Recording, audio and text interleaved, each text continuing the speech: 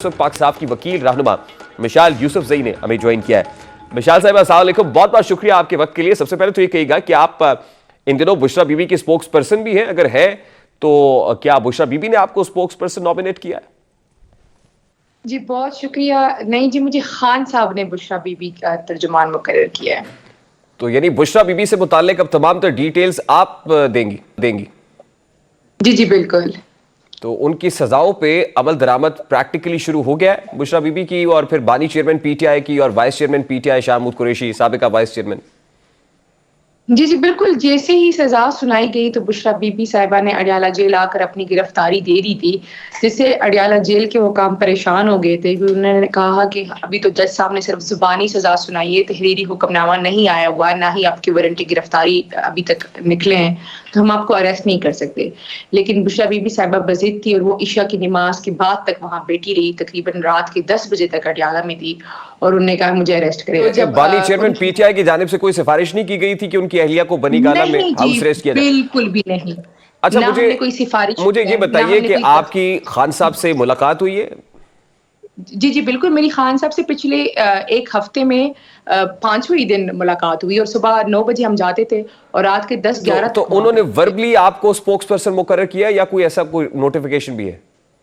जी जी, उन्होंने उसी टाइम कह दिया था कि मशाल ऑफिशियल स्पोक्स पर्सन है बुशरा बीबी साहिबा के लिए, और उन्होंने बैरिस्टर गौहर साहब से भी कहा, लेकिन चूंकि आपको पता है intra party election supreme court ने अभी तक खलदम किए हैं, तो उस वजह से नोटिफिकेशन ड्यू है। इंशाल्लाह इलेक्शन के फौरन बाद हम इंट्रा पार्टी इलेक्शन करा रहे हैं और उसके बाद नोटिफिकेशन हो जाएगा। अच्छा, उससे पहले बड़े प्रॉब्लम्स है ना पीटीआई के लिए, बहुत सारे चैलेंजेस है। देखिए अब तो इंतखाबात कोई 48 घंटों की दूरी पे है और मैं ये देख रहा हूं कि 266 अगर कौमी असम्बली की नशस्तें हैं तो उस पर पाकिस्तान तहरीक इंसाफ के कुछ 612 उम्मीदवार है, और अगर 593 प्रोविंशियल असम्बली की सीटें तो 1777 कैंडिडेट्स हैं जो खुद को पीटीआई का कैंडिडेट बताते हैं। तो कल आखिरी डेट थी कि जब ये नॉमिनेशन पेपर्स विड्रॉ कर सकते थे, विड्रॉ नहीं किए गए, तो खुद ही कोलेटरल डैमेज नहीं कर रहे पीटीआई के अंदर?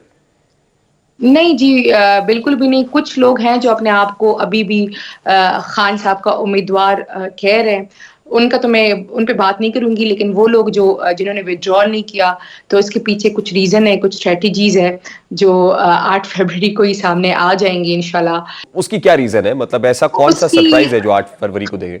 उसकी बहुत बड़ी साइंस है और वो जो साइंस है उसकी, वो 8 फरवरी को ही सामने आ जाएगी। आप प्लीज मुझे उस दिन पूछिएगा, मैं आपको जरूर बताऊंगी। और आप समझते हैं कि इससे कोई कंफ्यूजन नहीं होगा, आपके वोटर सपोर्टर को कोई कंफ्यूजन नहीं होगा कि वोट किसको कास्ट करना है?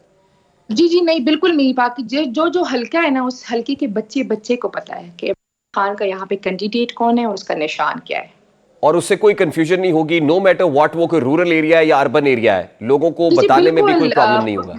अगर मैं आपको कहूँ ना कि दही इलाकों में भी सबको पता है कि यहाँ पे खान का कैंडिडेट कौन है, ओरिजिनल कैंडिडेट कौन है। और वो तो आपको पता है कि खान साहब के ऑफिशियल फेसबुक पेज पे भी कोई मैसेज कर दे तो वहां पे